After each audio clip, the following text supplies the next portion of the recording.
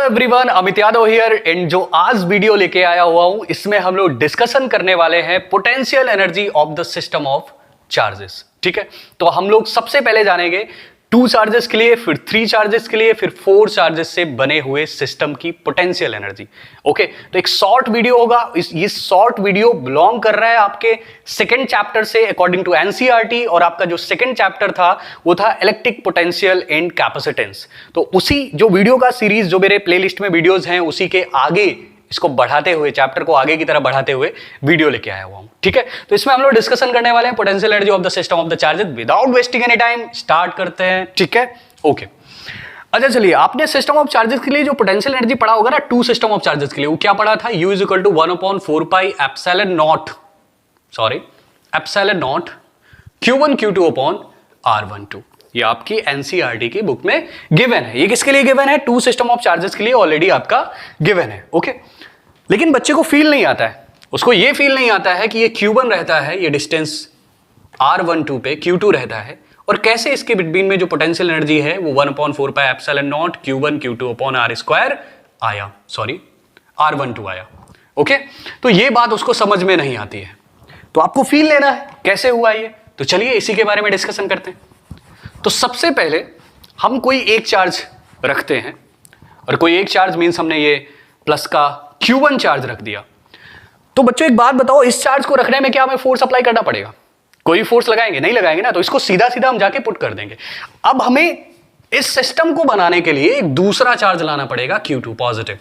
Okay, और अगर हम इस चार्ज को बाय एक्सटर्नल फोर्स इधर की तरफ बढ़ाएंगे तो ये चार्ज इस चार्ज को, मतलब Q1 Q2 को क्या करेगा? रिपल करेगा। ठीक है, तो एक बात तो क्लियर हो गई कि जो इलेक्ट्रोस्टैटिक फोर्स लग रहा होगा वो इस डायरेक्शन को लग रहा होगा, और जो मैकेनिकल फोर्स लग रहा होगा जो कि अप्लाइड बाय एक्सटर्नल एजेंट वो इस तरफ को लग रहा होगा। ओके, तो जो इलेक्ट्रोस्टैटिक फोर्स है वो कैसा आया? नेगेटिव आया।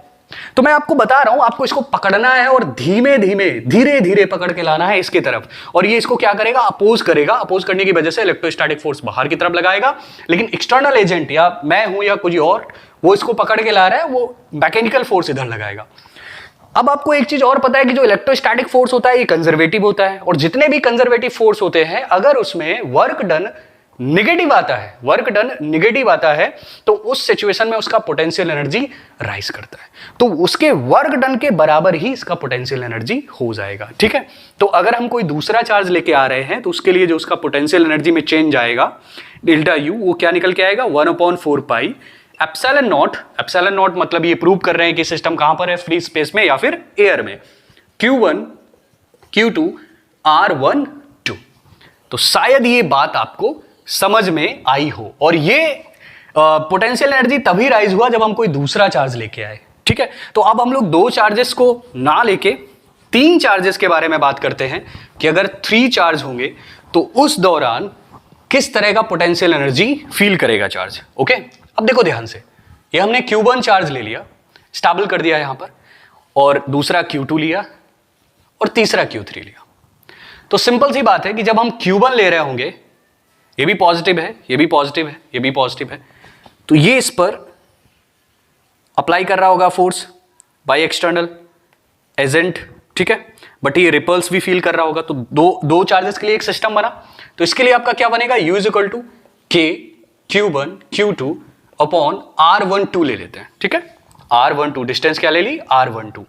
अब मेरी बात ध्यान से सुनो, अब इन 2 सिस्टम के लिए तो आपका पोटेंशियल एनर्जी निकल के आ गया, 2 सिस्टम ऑफ चार्जेस के लिए पोटेंशियल एनर्जी निकल के आ गया, लेकिन जब आप तीसरा लेके आए, Q3 लेके आए, तो जो Q3 होगा ना, ये Q1 से भी अपोज होगा और Q3 से भी अपोज होगा। ये बात आपको ध्यान से समझनी है, ये Q1 से भी अपोज होगा और Q3 से भी अपोज होगा। तो आपका एक तो सिस्टम ये बना और एक सिस्टम ये बना।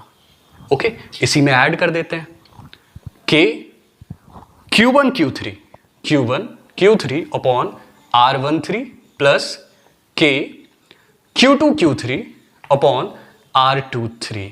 आई थिंक आपको समझ में आ गया होगा what I am trying to say. Okay, चलिए 3 सिस्टम ऑफ चार्जेस के लिए तो आपको पता चल गया। अब देखते हैं अगर हम लोग इसी जगह पे 3 की जगह पे 4 चार्ज ले लें, 4 चार्जेस से बना हुआ सिस्टम ले लें, तो उस सिस्टम के लिए किस तरह का पोटेंशियल एनर्जी निकलेगा। Okay, so now take a screenshot from here and आगे बढ़ते हैं।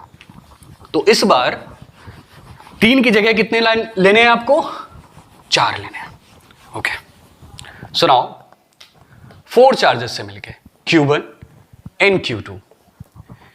अब देखना ध्यान से, Q1 Q2 के लिए सिंपल सी बात है, पोटेंशियल एनर्जी क्या निकल के आने वाला है? K Q1 Q2 upon R12 plus लगा दो। जब आप Q3 को लेके आए होंगे तो Q3 को इसने भी अपोज किया होगा और किसने करा होगा? इसने भी किया होगा। तो सिंपल सी बात है, क्या हो गया आपका? K Q1 Q3 upon R13 plus K Q2 Q3 upon R23 plus लगा देते हैं। अब हम जब Q4 लेके आए, अब ये जब Q4 आया ना, तो ये तीनों से अपोज हुआ। I think you got my point. ये तीनों से अपोज हुआ, मतलब ये Q1 से हुआ, Q2 से भी हुआ और Q3 से भी हुआ। तो सिंपल सी बात है, लिख दो K Q1 Q4 upon R14 plus K Q2 Q4 upon R24 plus K Q3 Q4 upon R34। शायद ये बात आपको समझ में आई हो। आप क्या करो, K को कॉमन ले लो, तो सिंपल सी बात है, अंदर क्या बचने वाला है आपका? Q1 Q2 R12 plus Q1 Q3 R13 plus Q2 Q3 R23 plus Q1 Q4 R14 plus Q2 Q4 R24 plus Q3 Q4 R34। Okay, किसी एक एक्स्ट्रा के आने से 3 सिस्टम ऑलरेडी और इंक्रीज हो गए। तो शायद ये बात आपको समझ में आई हो। ओके, सो आई होप आपको system of charges, 2 system of charges, 3 system of charges, 4 system of charges के लिए जो पोटेंशियल एनर्जी होता है वो कैसे फाइंड आउट करेंगे, इस वीडियो से आपको समझ में आ गया होगा। ओके, नाउ मैं इस तरह की उम्मीद कर सकता हूं। सो ये शॉर्ट वीडियो था, इसी से रिलेटेड था, इतना ही, और बाकी नेक्स्ट वीडियो में देखते हैं। Okay, so thank you so much for watching. And अगर आपको थोड़ा सा भी समझ में आया, ऐसा लगा कि मैंने बताया तो आपके समझ में आया, तो प्लीज़ लाइक करो एंड चैनल को सब्सक्राइब करो। बस उससे इंस्पिरेशन मिलता है कि हाँ, नेक्स्ट वीडियो में हमें आना है और वीडियो बनाना है। Okay, thank you so much for watching.